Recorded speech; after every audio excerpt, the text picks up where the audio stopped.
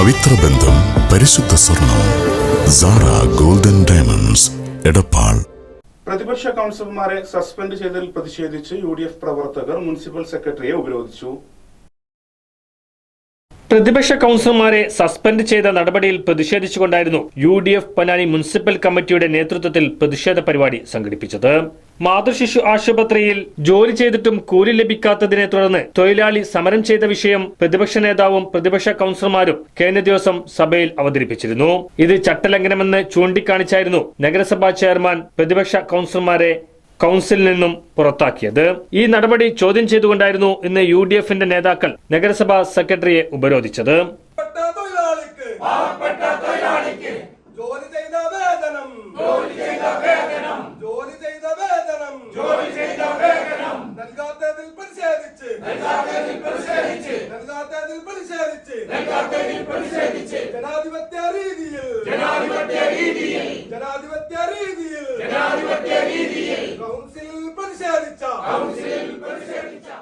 ചില നാടകീയമായ സംരംഭങ്ങൾ, ആ സംഭവങ്ങൾ ജനങ്ങളിലേക്ക് എത്തിക്കുക എന്നുള്ളതിന്റെ ഉദ്ദേശത്തോടു കൂടിയും അതോടൊപ്പം തന്നെ നീതിക്ക് വേണ്ടി ന്യായത്തിന് വേണ്ടി ശബ്ദിക്കുന്നവന്റെ നാവടപ്പിക്കുന്ന ആ പ്രവണതയെ അവസാനിപ്പിക്കുന്നതിന് വേണ്ടിയാണ് UDFന്റെ നേതാക്കന്മാർ ഇന്ന് സെക്രട്ടറിയെ കണ്ടിരിക്കുന്നത്.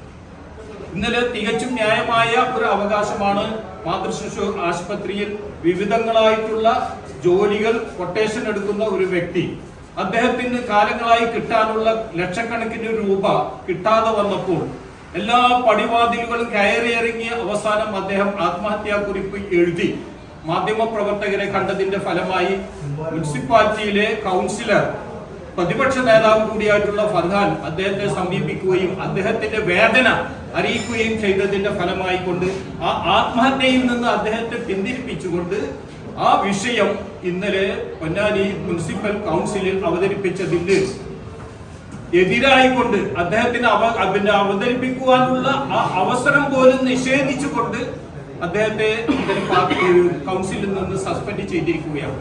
അദ്ദേഹത്തെയും മറ്റ് കൗൺസിലർമാരെയും ഇത്തരത്തിൽ സസ്പെൻഡ് ചെയ്യുക എന്നുള്ളത് ജനാധിപത്യത്തിൽ കേട്ടുകേൾവിയില്ലാത്ത വിഷയങ്ങളാണ്. ഇതിന്റെ പിന്നാമ്പുറങ്ങളിലേക്ക് ചെന്ന് നോക്കുമ്പോഴാണ് കാര്യങ്ങൾ വ്യക്തമാകുന്നത്.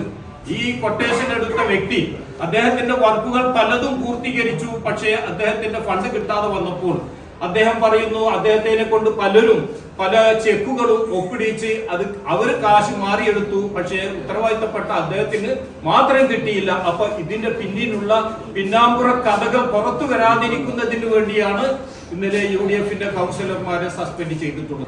ചെയർമാന് വേണ്ടി സെക്രട്ടറിയാണ് മറുപടി പറയേണ്ടത്. ആ മറുപടി പറഞ്ഞാൽ കഴിയാവുന്ന ഒരു കാര്യത്തിന് പകരം മടിയിൽ കനമുള്ളവരെ വഴിയിൽ പേടിയുള്ളൂ എന്ന തരത്തിൽ അത് ചോദ്യം ചെയ്ത ആളുകളെ സസ്പെൻഡ് ചെയ്യുകയും വളരെ ധിക്കാരപരമായി പെരുമാറുകയും ചെയ്തിരിക്കുകയാണ് പൊന്നാനി മുനിസിപ്പൽ സെക്രട്ടറി.